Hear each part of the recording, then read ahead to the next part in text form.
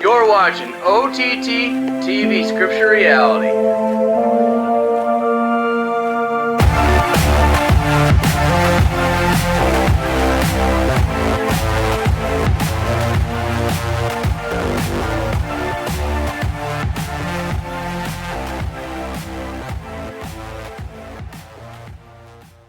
Hill riots, impeachment, and big tech censorship. Is this the new norm for American politics? How can Joe Biden, Kamala Harris, and other government leaders bring about national unity?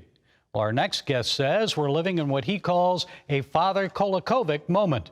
Here to explain and provide some insights is American's conservative senior editor, Rod Dreher. His latest book is Live Not by Lies, a manual for a Christian dissidents. Rod, please explain this Father Kolakovic moment. I know you mentioned it in your book. What is it? Why do you think it's happening here in America? Right. Well, Father Tomislav Kolakovic was a Croatian priest in the 1940s doing anti-Nazi underground work in Zagreb. He got a tip that the Gestapo was coming for him, so he escaped the country and went and hid out in neighboring Slovakia, his mother's homeland. When he arrived there in 1943, he began to teach in the Catholic University.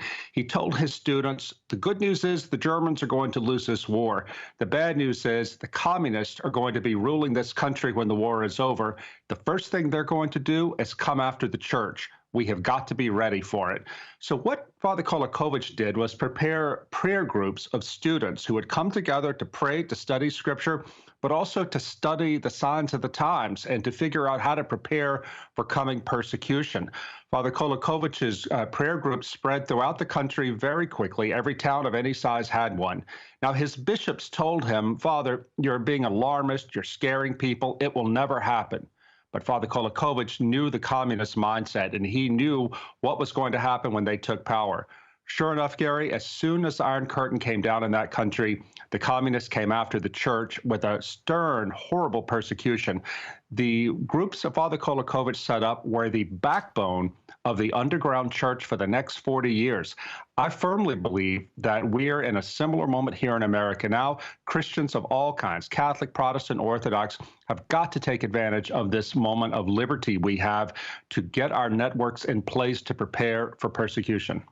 Yes, a good friend of mine actually was in Prague, is from Prague, and was there in 1968 as a child when those tanks moved in. So big tech, free speech. Is this just a momentary blip on the radar screen, Rod, or do you expect this will get worse? Oh, no, this is definitely going to get worse. In my book, Live Not by Lies, I talk about this as the beginning of soft totalitarianism.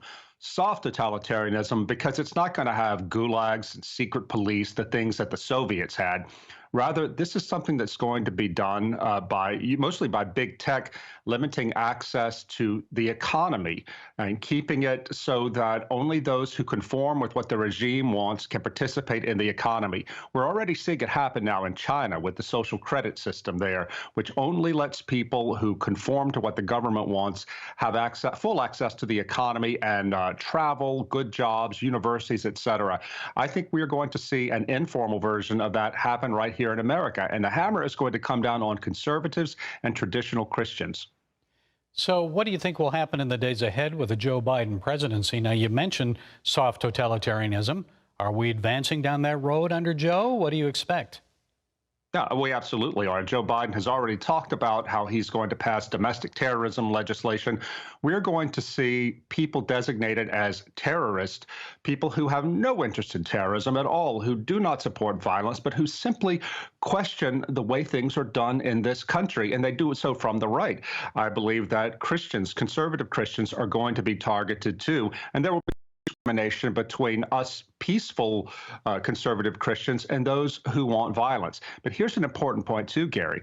It's not simply going to come from the government and may not mostly come from the government. It's going to come from big business and big tech who will be using their freedom in our free market society to marginalize and oppress deplorables, which include political conservatives and religious conservatives. Well, we've even seen some of that already with the COVID-19 pandemic. If you are against wearing a mask, you become ostracized on by big tech.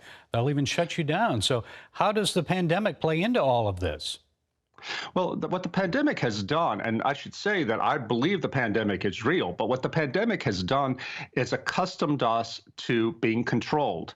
It has put us in a position and a mindset of fear and control, and where we can be open to being told what to do by the government. And I think that this has been a dry run, if you will, for greater control. And I think that insofar as Christians have not used this time, this pandemic time, to prepare ourselves for the long run, for what it would mean to be faithful under a long period of oppression, then we have wasted our time. There's no more time to waste. Well, more on that then, Rod, as we wrap this up.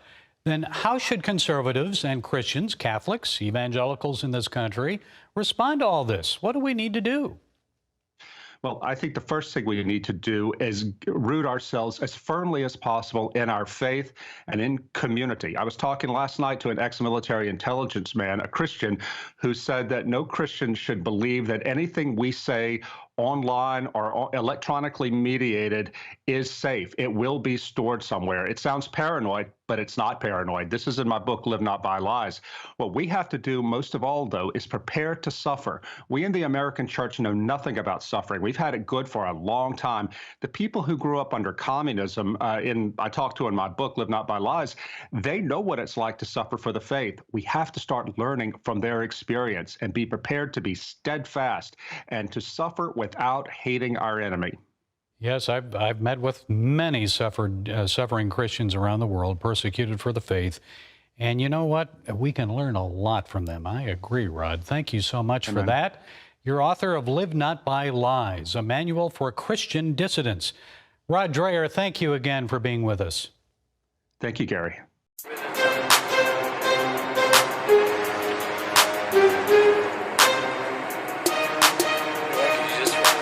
Nobody does it like OTT TV.